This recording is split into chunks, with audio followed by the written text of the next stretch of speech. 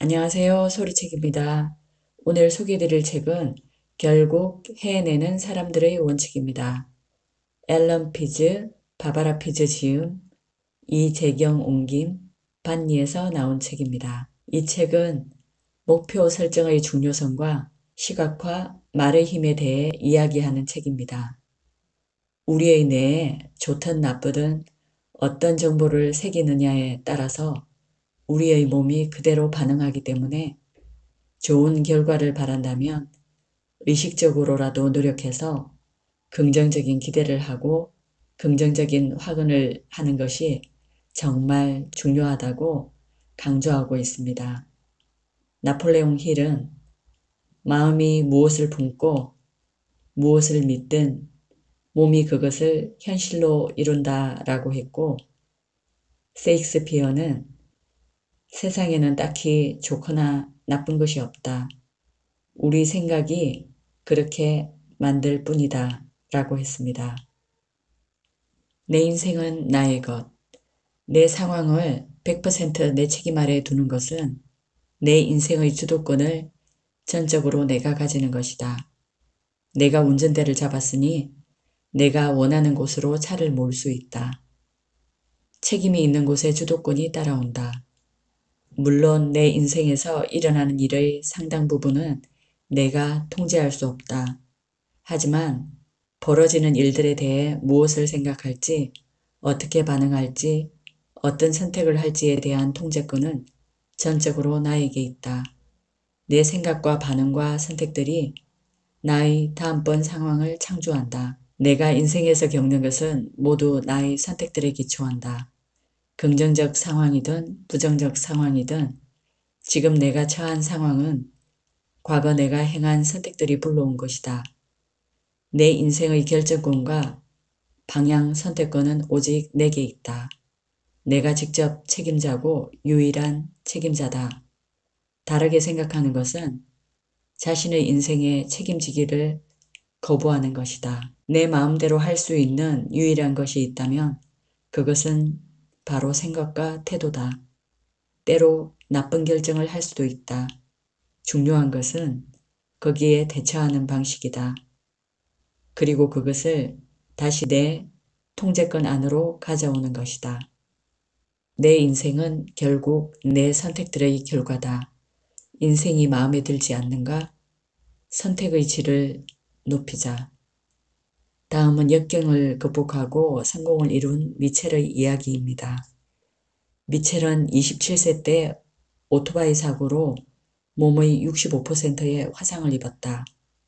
부상에서 회복하고 4년 후 그는 조종사 자격증을 땄다. 그런데 얼마 후 이번에는 비행기 추락 사고로 하반신이 마비되는 부상을 입고 평생 휠체어의 의지에 살게 됐다.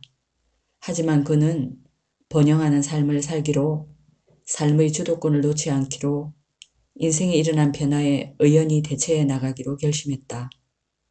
그는 의지와 용기로 자신의 변화를 불가능에 맞서는 긍정적 힘으로 만들었다.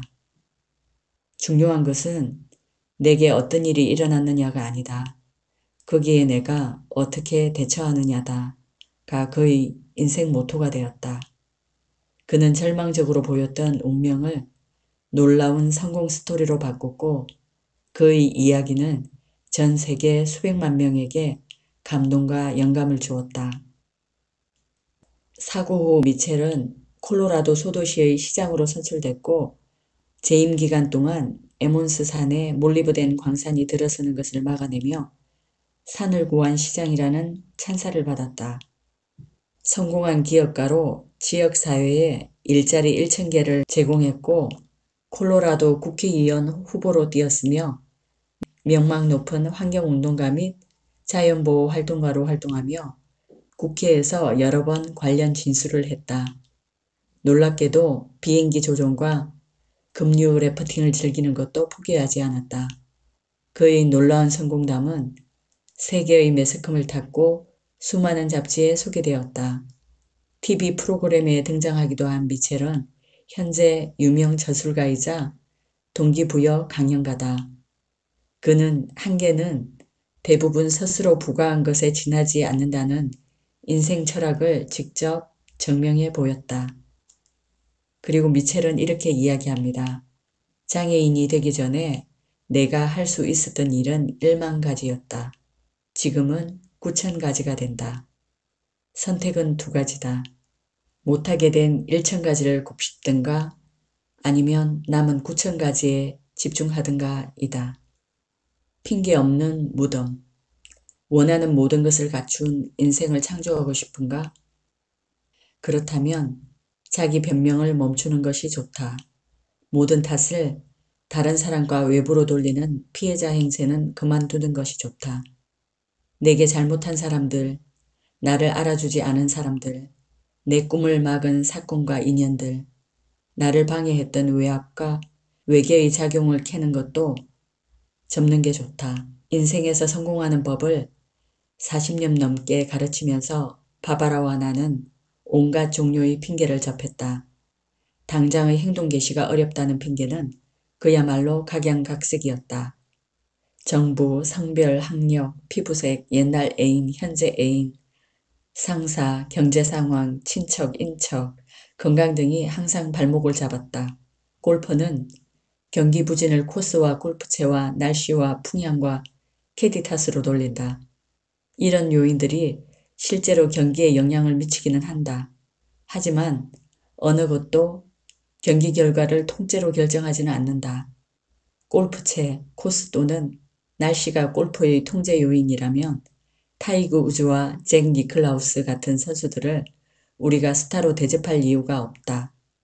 빌 게이츠, 마크 주크버그, 테레사 수녀, 스티브 잡스가 정부 정책, 가족 날씨, 은행, 출생지 등을 제한인자로 여겼다면 마이크로소프트, 페이스북, 사랑의 선교회, 애플은 세상에 없었을 것이다. 어떤 일에도 제한인자는 있다. 그러나 이런 제한인자를 극복하고 해당 분야에서 성공을 거둔 사람들도 수천, 수만 명씩 있다. 제한인자가 정말로 제한인자라면 세상에 성공할 사람은 하나도 없다.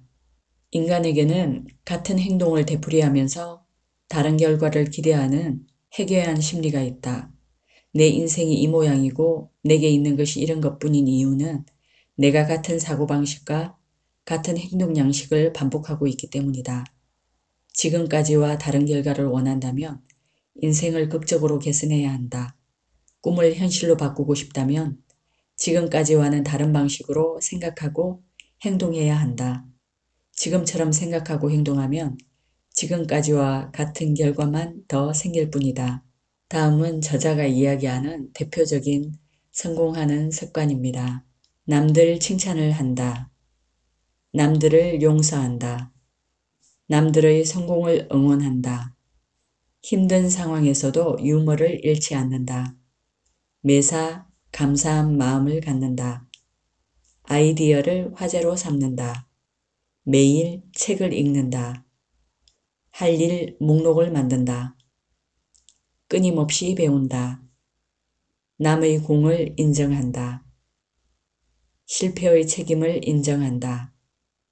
정보와 생각을 나눈다. 변화를 기대하고 환영한다. 목표를 세우고 계획을 짠다. 긍정 화근을 반복한다. 작가는 이렇게 말합니다. 말은 내 속을 비추는 거울이고 내 미래의 씨앗이다. 사람의 일생은 그 사람의 말의 집합이다.